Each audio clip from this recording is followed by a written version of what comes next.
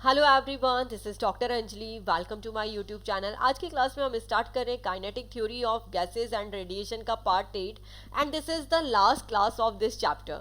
The topic is spectral distribution of black body radiation. तो exactly इस topic में हमें करना क्या है, इस टॉपिक में हम ग्राफ ड्रॉ करेंगे बिकॉज ऑफ क्या है टॉपिक स्पेक्ट्रल डिस्ट्रीब्यूशन मतलब वेवलेंथ डिस्ट्रीब्यूशन।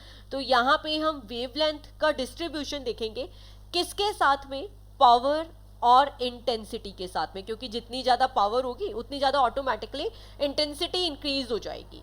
तो हम यहाँ पे वेवलेंथ को इंक्रीज करेंगे और देखेंगे कि पावर कितनी मिल रही है। But the one important thing is missing hair, हम एक पर्टिकुलर टेम्परेचर पे करेंगे, ठीक है, एक टेम्परेचर पे लेके करेंगे। तो as you can see from the graph, सबसे पहले हमने वेवलेंथ को इंक्रीज किया, ठीक है, बट एक 3000 कैल्विन टेम्परेचर लिया, टेम्परेचर कांस्टेंट लिया, तो हमें क्या मिली, एक पर्टिकुलर पावर मिली। इन द सेम वे फिर हम टेम्परेचर को इंक्रीज करते जाते हैं। तो देखो यहाँ पर टेम्परेचर को इंक्रीज करने से फर्क कहाँ आ रहा है, बैंडविड्थ पे। बैंडविड्थ क्या होती जा रही है, नैरो होती जा रही है। बैंडविड्थ क्या होता है बेटा, फ्रीक्वेंसी डिफरेंस है ना, या वेवलेंथ डिफरेंस। तो नाउ यू कैन से कि यहाँ पे जो फ्रीक्वेंसी डिफरेंस है, वेवलेंथ डिफरेंस है, बहुत ज़्यादा है, यहाँ पे कम है, यहाँ पे बहुत कम है और यहाँ पे बिल्कुल कम है। तो जैसे जैसे हम टेम्परेचर को इंक्रीज करते हैं ना, बैंडविड्थ क्या होती है, कम हो जाती है, फ्रीक्वेंसी डिफरेंस क्या होता है, कम हो जाता है।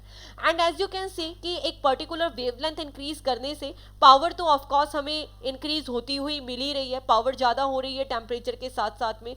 तो ये ग्राफ हमने ड्रॉ किया वेवलेंथ और पावर का, but at particular temperature. So what is spectral distribution? Pattern of the intensity or power of the radiation over a range of wavelength or frequency depend only on its temperature. Okay, तो इस तरीके से हमें graph draw करना है। केवल topic देखने में ही थोड़ा सा कॉम्प्लिकेट लगता है, but otherwise it's very easy. कुछ नहीं किया है, वेवलेंथ एंड पावर में ग्राफ ड्रॉ किया है एक पर्टिकुलर टेम्परेचर पे। जैसे जैसे हम टेम्परेचर इंक्रीज कर रहे हैं, बैंडविड्थ क्या हो रही है, नैरो होती जा रही है।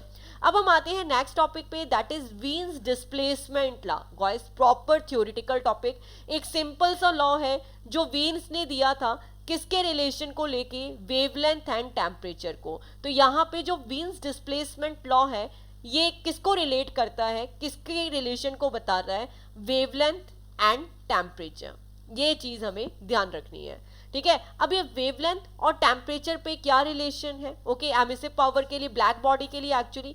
तो wavelength for which emissive power of black body is maximum is inversely proportional to its temperature. तो एग्जैक्टली इस टॉपिक में हम बात तो पूरी ब्लैक बॉडी के लिए कर रहे हैं। जो हमने पहले स्पेक्ट्रल डिस्ट्रीब्यूशन ड्रॉ किया है वो भी ब्लैक बॉडी के लिए किया है, जो वीन्स डिस्प्लेसमेंट लॉ है ये भी ब्लैक बॉडी के लिए है। तो इसने क्या बोला वीन्स साइंटिस्ट ने कि जो ब्लैक बॉडी के लिए होता है, जो वेवलेंथ है, maximum wavelength that is inversely proportional to its temperature. अगर आप टेम्परेचर इंक्रीज कर रहे हो तो वेवलेंथ क्या मिलती है, बिल्कुल मिनिमम मिलती है। अब जब ये प्रोपोर्शनल साइन को हटाते हैं एंड इक्वल साइन लगाते हैं तो ये किसके इक्वल है, बी क्या है, वीन्स कांस्टेंट, इसकी वैल्यू क्या होती है 2.897 इंटू 10⁻³ मीटर केल्विन। ओके, तो दैट इज द ये वीन्स डिस्प्लेसमेंट लॉ। ओके, तो डायरेक्टली भी लिख सकते हो lambda T equal to B. अब इसका यूज कहाँ आता है, ओके, तो देखो इसका यूज आता है कि टेम्परेचर को फाइंड आउट करने के लिए। जो बहुत डिस्टेंस पे स्टार्स हैं उनका टेम्परेचर हम कैलकुलेट कर लेते हैं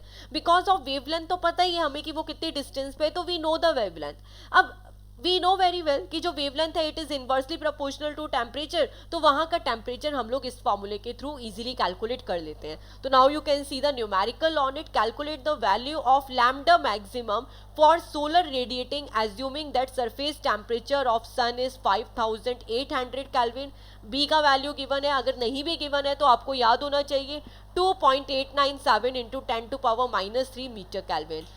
विच part of the electromagnetic spectrum does the value lie. तो देखिए हमें यहाँ पे टेम्परेचर गिवन है, हमें यहाँ पे बी गिवन है, ठीक है। हमने क्या किया, लैम्डा कैलकुलेट करना है, फॉर्मूला क्या होता है बी अपॉन टी। बी की वैल्यू पुटअप करी, टी की वैल्यू पुटअप करी, डिवाइड कर दिया and now we can get our answer. Okay, तो इस तरीके से हमें इसका आंसर निकालना है।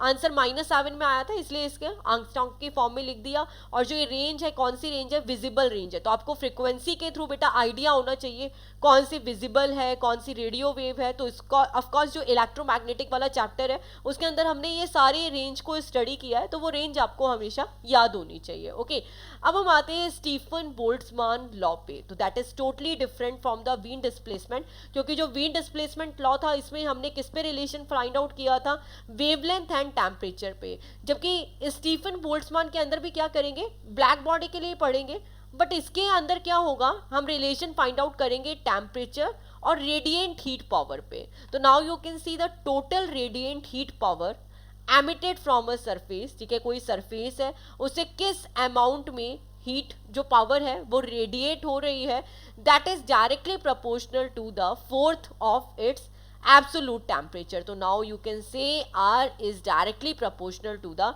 T4। ओके, यहाँ पे T2 पावर 4, जब ये प्रोपोर्शनल साइन हटाया तो सिग्मा आया। सिग्मा क्या है, स्टीफन कांस्टेंट है जिसकी वैल्यू क्या होती है 5.67 into 10⁻⁻8 joule per metre square per second per kelvin to power 4। तो ये है स्टीफन बोल्ट्जमान कांस्टेंट, आपको डायरेक्टली याद होना चाहिए। Radiant heat power is directly proportional to the fourth power of temperature. अगर हम यहाँ पे R की वैल्यू पुटअप करते हैं, क्योंकि रेडिएंट हीट पावर ये क्या होती है Q/AT। Okay, heat per unit area per unit time. Okay, किसके इक्वल हो गया, सिग्मा T2 पावर 4 के। अब हम यहाँ पे इसको लिख सकते हैं R इक्वल टू, अगर ऑर्डिनरी बॉडी के लिए लिख रहे हैं बेटा तो एमिसिविटी ऐड हो जाती है, अगर ब्लैक बॉडी के लिए लिखेंगे तो यहाँ पे नहीं आएगा, क्योंकि जो ब्लैक बॉडी के लिए क्या होता है, ब्लैक बॉडी के लिए E1 होता है, बट नॉर्मल बॉडी के लिए थोड़ी ना होता है। तो ऑर्डिनरी बॉडी के लिए लिखना है तो यहाँ पे एक E की वैल्यू आ जाएगी। ओके, तो अगर हम यहाँ पे ब्लैक बॉडी से कंपेयर करते हैं तो ब्लैक बॉडी का टेम्परेचर क्या होता है, बहुत ज़्यादा होता है। अगर आप सराउंडिंग का टेम्परेचर देखेंगे तो ऑफकोर्स कम होगा, ऐसे ही होता है।